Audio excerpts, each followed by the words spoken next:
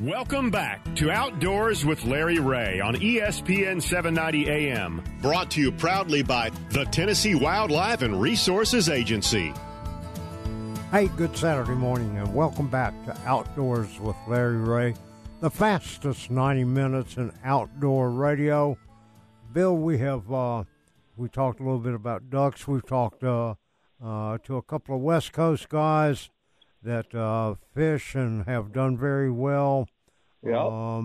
Golly, we've been, and we're going to talk a little bit more about fishing, but we're going to talk fishing about that took place in Portugal. Can you believe that? Portugal? They fish in Portugal? Yeah, and we're going to find out. Hey, our next guest is a MLF pro, a member of the USA Team Bass, originally from the West Coast, but now, as Larry Ray would say, he lives in God's country at Russellville, Arkansas. That's Fred Boom Boom Roumbanis. Hey, good morning, Fred. Hey, Ron. Hey, Bill. Good morning. How you guys doing? Doing great. Hey, you got to be a little tired, my friend. Yeah. I understand you just got back from Portugal, but you still went fishing. Yeah, I actually had a donated day to the Fishing Hall of Fame, and I donated a day of fishing for that. So I had a little bit of a, I guess you could call it a guide trip the very next morning from getting back. So Wow. Yeah. Oh, wow. Fred, you're a member of the USA Bass team that went to Portugal and won the gold. Congratulations from all of us at Outdoors with Larry Ray. I got to tell you, Thank one, you. I know you guys are excited, but from a personal standpoint, tell our listeners about your trip to Portugal. It had to be so different. Yeah, first and foremost, it's an absolute honor to be representing our country and doing so in a sport that I love. It kind of leaves me a little speechless there because that is cool. And then it's humbling to be with the amongst the anglers that are on the USA team with Scott Martin, Scott Canterbury, my partner David Fritz, and then Jacob Wheeler and Dustin Connell. So we had a pretty strong three boat Real team. strong. That's real strong. Yeah. And we get out there, and Portugal's not like just a hop, skip, and a jump away. And we're thinking about practicing and what to bring. It's really hard because your luggage can only be about 50 pounds per. So, sorry, there's a lot of like thought process that goes on, but all you can look at are like photos of the lake, and there's not a whole lot. The lake we went to was Sabor Lake, and it's kind of in the mountains up there, about maybe 2 hours from Porto, where we flew in Portugal, and beautiful scenery. Olive trees all the way to the water, and the reason being is this lake is only 8 years old. They just filled it 8 years ago. Really? And, dammed it. Yeah. So it's a brand new lake basically, and they put bass in, and so there's like different classes of bass. So you've got the originals that are that 5, around that 5 pound mark. Some maybe a little over towards 6. Right. I think Lake Records might be a 6.5. But if you can find a couple of them, you're doing really good. And then you've got like a 2 to 3 pound class. Then you got these little tiny ones that are everywhere. Yeah. And it's real easy. It's real easy to get caught up on the small ones, thinking you're doing something special. But without knowing and going there, I was like, well, you know what? It looks a lot like a California Western lake. Surely I'll figure it out pretty quick. Yeah.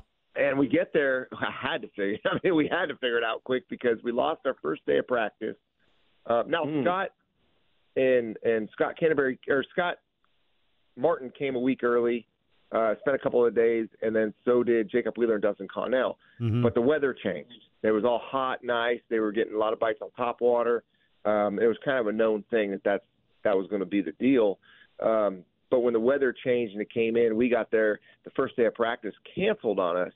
So due to severe storms and weather. So there was a little adjusting there. And now we're not fishing off our normal 21-foot boats with, a 250.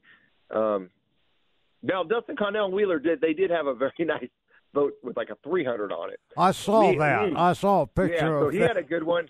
We did all have Garmin Live Scope, so that was definitely a plus. Right. So we definitely had good electronics. But I was in a 16-foot Pro Craft, I think a 92 maybe, something like that. I'm not really sure. It was Really?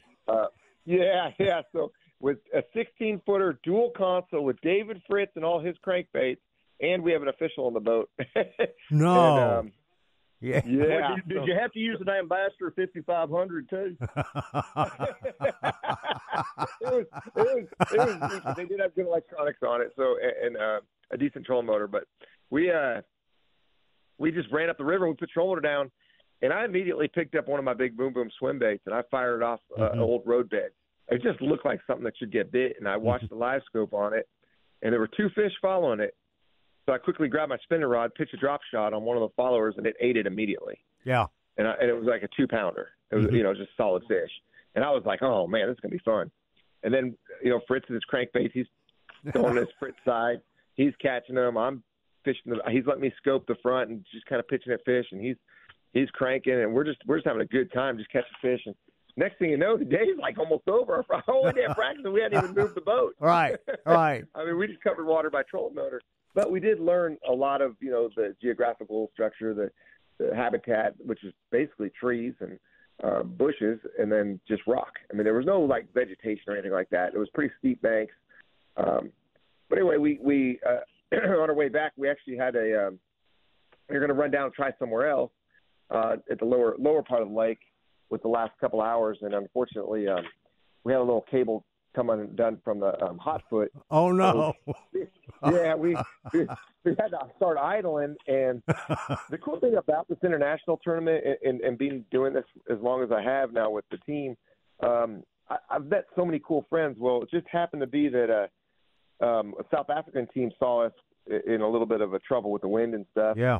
And he came over, and it was KJ from the South African team, and he jumped in the boat and actually held the throttle down on the motor on the back of the boat so we could kind of get on pad and get a little more speed to make it back in, because even practice, you have to be back in by 4 p.m. It's almost like a right. Yeah. They just kind of do a rehearsal, if you want to say, like a wedding rehearsal, but it's a fishing rehearsal of how the tournament's going to go down. So we made it back in plenty of time, actually early, but we got that fixed. It was a quick fix. And Fred, after the first day, first day they canceled the competition. Yeah. Fred, after the first day, you guys are in second place. What were you guys thinking then? And what was overall team, we sat in we were sitting at the silver medal position. It was Wheeler, I think his boat might have been in third, and we were like in fourth, and we had like 15.5 pounds each. And then Scott Canterbury, they had a little bit tougher day. They never really got any of those big bites.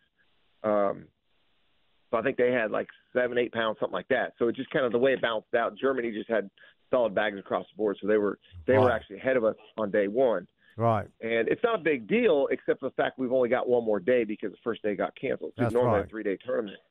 Well, Scott Canterbury, the Scots, we'll just say. Scott and Scott. They caught a 5-pounder pretty dang quick the first day, so they've made up ground, and now they're fishing relaxed.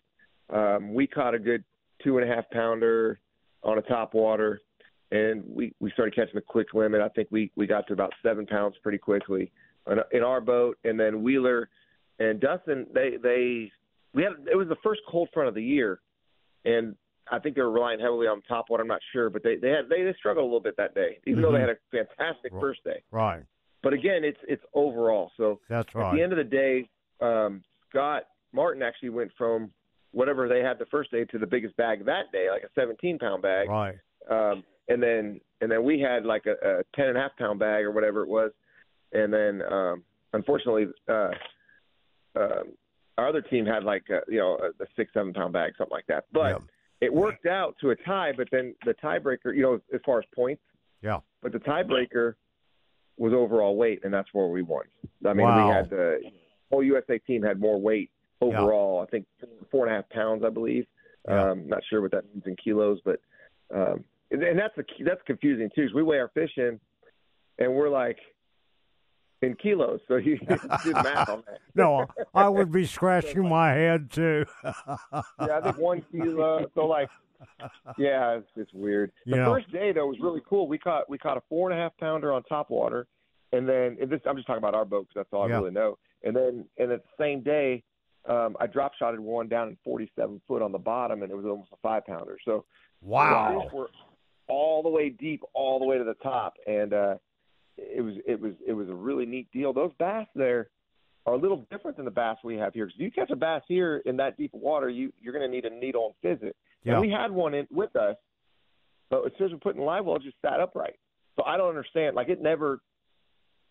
Yeah, you think physics out. or physics and yeah. Yeah, I don't know if it's just that lake or maybe it's the olives. Yeah, right. Water. I don't know. It was weird. They were largemouth bass, but they really acted like the spotted bass I fish for in California. Yeah. And some of us will probably say it's a lot like the heron bass. Yeah. And the where we won the Black Bass World Championship last year in North Carolina. Yeah. Or South Carolina. Sorry. Well, and Fred, we've got about a minute left. And sorry. For all of our listeners that want to follow you, what's the best way to do it? Instagram and social media, Fred Roumbanis. That's the easiest way. And then you can watch, live on Major League Fishing. Yeah, all right. Well, you know what? We at Outdoors with Larry Ray want to first congratulate you and the USA Bass team. Congratulations. And we've got to get you back on and talk more about this because it sounds like a great trip and lots to talk about. It was a lot of fun. Thank you so much, Ron. Thank you, Bill. Hope you guys have a wonderful, wonderful day. Have a great day. Thank you. Thank you. Boom, boom, Roumbanis. All right. Hey, we'll be right back with more on Outdoors with Larry Ray.